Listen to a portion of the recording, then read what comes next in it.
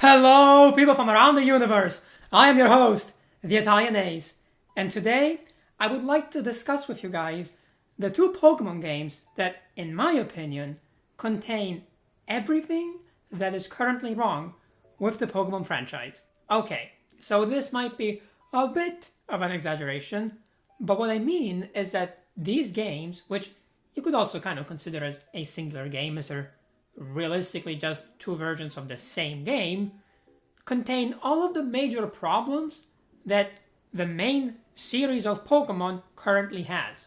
And these games, of course, are Pokemon Ultra Sun and Pokemon Ultra Moon, which I don't know why I said it in a way that it made it sound like it was a big reveal when I'm pretty sure their names are already in the title, but it just kind of happened and I am not changing it now, so we're gonna go with it. Also, it is currently raining outside, and I know I can hear it, so if you guys can also hear it through the video, which shouldn't be the case with the background music, but you never know, I do apologize. However, contrary to maybe some popular belief held by no one, I do not control the weather, so there's not much I can do about that, but it does kind of set the mood for this kind of a video, don't you think? Anyway, there's a fair amount of information to go over, so I think it's best that we just get started. But of course, before we do that, cue my intro.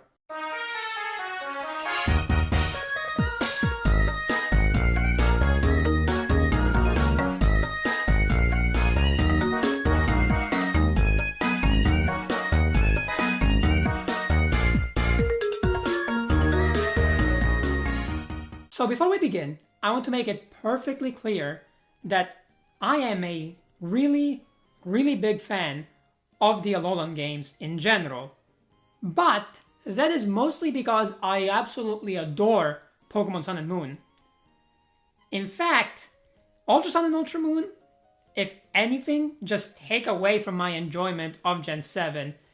And the reasons for that are that, well, we're gonna find out with this video, aren't we? But okay, enough build-up. Let's get to the first major problem that Ultra Sun and Ultra Moon have, and that the Pokemon franchise as a whole has, at least right now, and that is the cutscenes. Now, some of you might actually have seen my video going over the one feature missing from Pokemon that I absolutely think should be added as soon as possible, ideally in Pokemon Scarlet and Violet.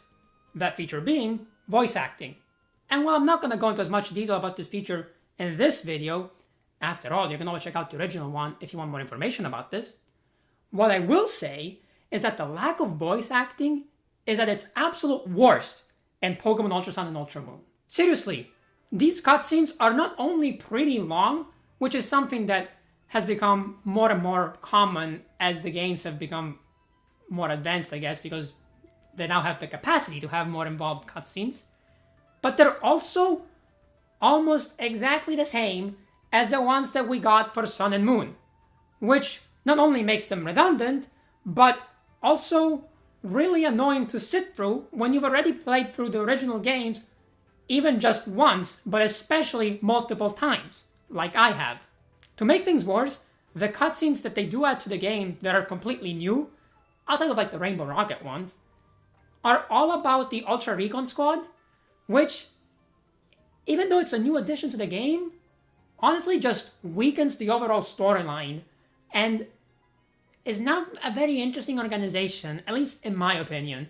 So even the new cutscenes don't really have your attention for very long, which means that you're just kind of sitting there hoping that they eventually end because you're just reading text as the characters' lips move in a very mechanical way without any real rhyme or reason to it. But I really do believe that if we had even a bit of voice acting for some of the more prominent cutscenes maybe, and also potentially a skip button for these cutscenes, they would not be nearly as much of a detriment to the game, and honestly people would not be complaining about the Alolan games having so much hand-holding, because I think people remember the cutscenes that kind of introduced you to some of the mechanics that Pokemon has, and then they remember all of the other cutscenes that they found just as boring, and they're like, oh, well, Alola just is always holding your hand for the entire game. It's really bad.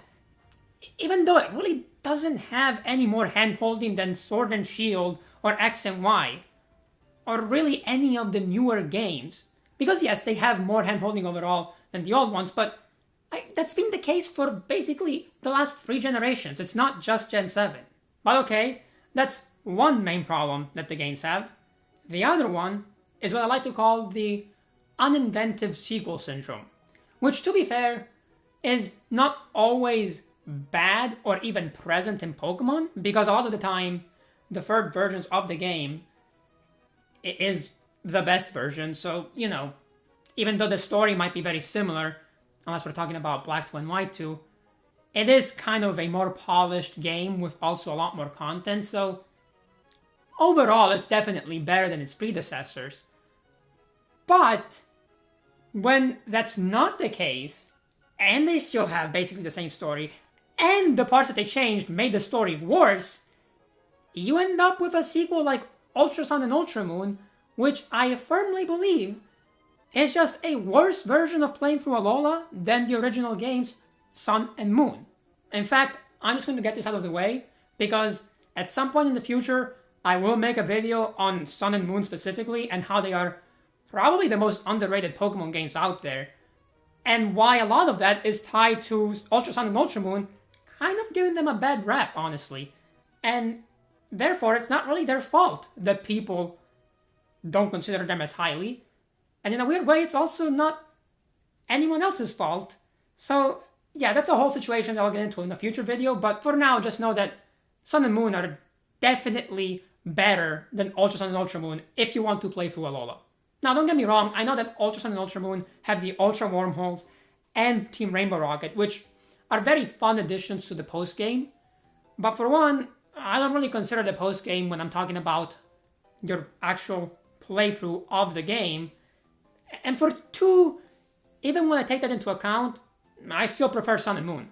All of this is to say that Pokemon has to strike a very fine balance with the third version of its games, unless they decide to go down the Black 2 and White 2 route where it's just a completely different game. Because usually the story will be very similar, and any changes that they make to it have to be good because of it, otherwise it's going to be a worse version of the story. And they also have to make sure that playing through the games again has some kind of an incentive outside of 1 or 2 extra features in the post-game, which unfortunately is all we got for Ultra Sun and Ultra Moon. I mean, just compare this to a game like Emerald, where the story is probably even less different than Sun and Moon story is to Ultra Sun and Ultra Moons. But for one, that story doesn't get worse. And for two, that post-game is insane.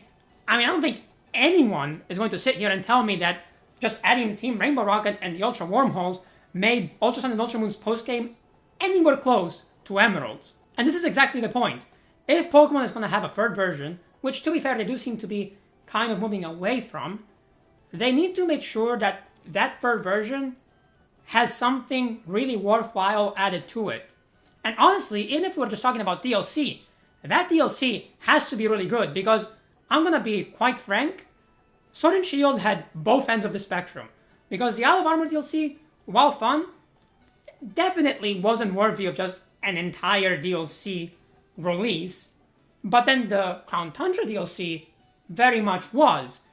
So even if we're just talking about DLC as the new equivalent to the third version of the games, we need to see more stuff like Crown Tundra and less stuff like Isle of Armor or Ultra Sun and Ultra Moon. And now we get to what might be one of Pokemon's biggest problems, especially in recent years, and that is all of their characters kind of falling into the same exact stereotype for every game.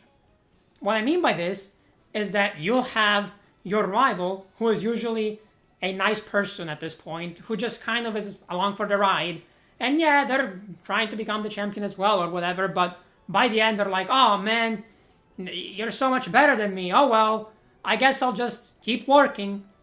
Then you'll have the professor, which, I mean, it's just a professor, that's fine, I don't really think I should change that. But then you have the evil team, which lately has been becoming more of a, oh, but they have this redeemable quality, or this is going on. And those kinds of stories have to be done very well. Because, for example, in Ultra Sun and Ultra Moon, Luzumine's character gets absolutely butchered. I mean, she becomes so much less interesting than she was in Sun and Moon because they're like, well, she's not really evil, you know? I mean, what did you think? Because she was the leader of the evil team, that she would be able. Stop. No, you know, she's just trying to help. What?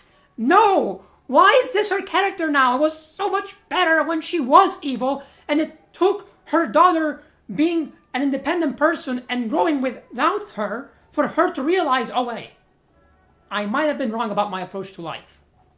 So yes, all the evil teams I feel like are starting to become very similar to each other.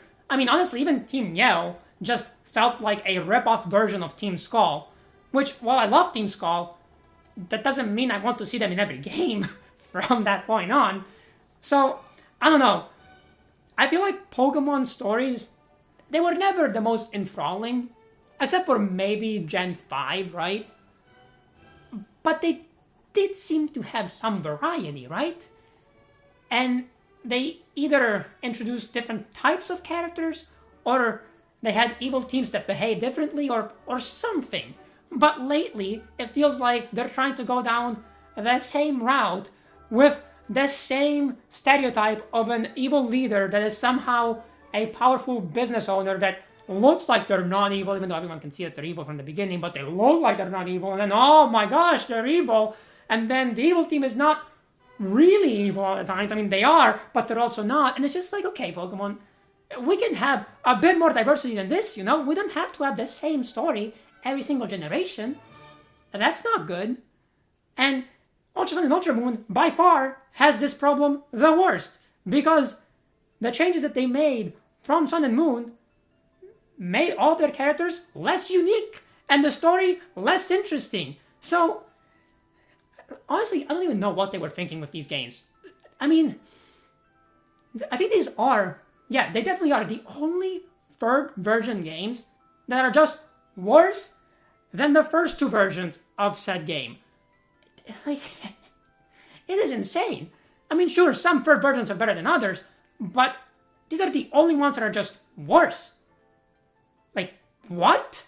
Now, it might surprise you to hear that even with all of these problems, I still like Ultra Sun and Ultra Moon in a vacuum. And that is mostly because, A, they're a main series Pokemon game, so it's basically impossible for me to just outright dislike them. And B, again, I love the Alolan atmosphere. I love the ambiance. I love the Pokemon that you have there. I honestly really liked the trials instead of the gyms. And just in general, it was nice to just kind of visit a region that was more chill, and you could just explore nature, and you had different Pokemon, even in terms of design, than usual. And also they introduced some of the best Pokemon out there, like Mimikyu, of course, was back there, Litten, and all of his line, and then also Primarina and all of her line. Like, you know, it's just, they had some really good things going for them. But when I then compared them to the other games that take place in Alola, I can't help but get really upset. Especially because I firmly believe, once again, that the reason Sun and Moon have such a bad rep is because of Ultra Sun and Ultra Moon. Which just sucks because Sun and Moon are some of my favorite Pokemon games, but I always have to defend that opinion because people are like, oh, you like the Gen 7 games? They're so bad. I'm like, they're really not. It's just that they really messed up with the sequels. Like, they really messed up with the sequels. Finally, there is one last big problem, at least for me, that Ultra Sun and Ultra Moon have, that basically every single recent Pokemon game has as well. And I really hope they stop with this, because I just don't see the point in it.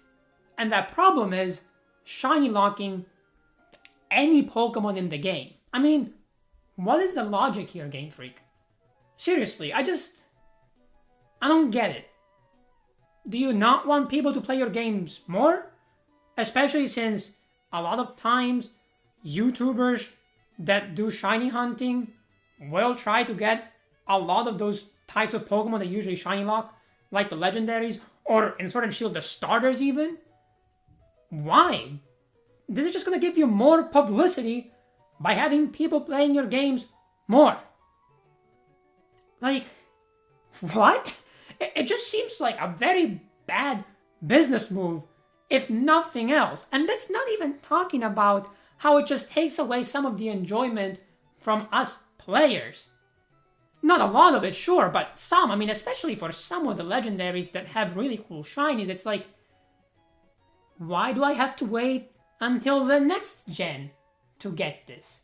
And if you're gonna be like, well, so then they can release these Pokemon through the events and all that, trust me, most people don't just sit around doing full-out shiny hunting, which is what you need for legendaries most of the time. Unless, I mean, you have the shiny charm, of course, but even then, you can't lower the odds further than that. So you're still gonna have a lot of people that are gonna be downloading those events and buying those codes and whatever. Which is why I don't get it. I mean, maybe the amount of people that now no longer are going to purchase those codes or get them or in some way participate in these events is high enough that it counterbalances the extra publicity that it will get from like a YouTuber doing more shiny hunting or something like that. And by YouTuber, I mean any like social media person. It could be a Twitch streamer, YouTuber, TikToker, whatever. But you get what I'm saying, right? But I don't know, like, it just baffles me, honestly, because it just seems like a no-brainer to just give us the opportunity to shiny hunt all the new Pokemon immediately. I don't see the downside for them, and I think there's only an upside. But again, maybe I'm wrong. Maybe they had extensive market research done that showed that I am in fact a buffoon on this topic, and I could not be further from the truth. But I don't know, it seems unlikely, but crazier things have happened, I guess. Still, I left this topic for last because, I mean, let's be honest, okay? This is something that's not just Ultra Sun and Ultra Moon, or even a very particular feature of Ultra Sun and Ultra Moon. Instead of just something that we've kind of grown accustomed to in the past 3 generations. So I didn't think it was fair to hold it specifically against these games, but it is still a con that these games have. It just so happens that all of the other games that released around them also have this problem. Anyway, I think I've ranted long enough about Ultra Sun and Ultra Moon. And of course, now that I'm finishing the video, it stops raining because why wouldn't it? Again, I apologize if you could hear it, but nothing I can do really. I mean, I sat down to record and it was pouring rain. And then, of course, as soon as I stop, it's like, we can stop now. Anyway, I will stop this particular rant-ish video here. And really, I wanted to take this as a chance to just talk about some of my main gripes with the Pokemon franchise in general. It just so happened that Ultra Sun and Ultra Moon exhibit all of them perfectly, which is not a good thing. But regardless, I do hope you enjoyed the video, and if you want to see more Pokemon content, especially related to Scarlet and Violet, as we keep getting more information about them. In fact, I do think we're going to be getting a new trailer next week, and if you want to know how I know that, you can check out my video predicting all of the trailers. And then I do recommend subscribing. And I hope to see you all in the next video. But until then, remember to follow the way of the Ace. See ya!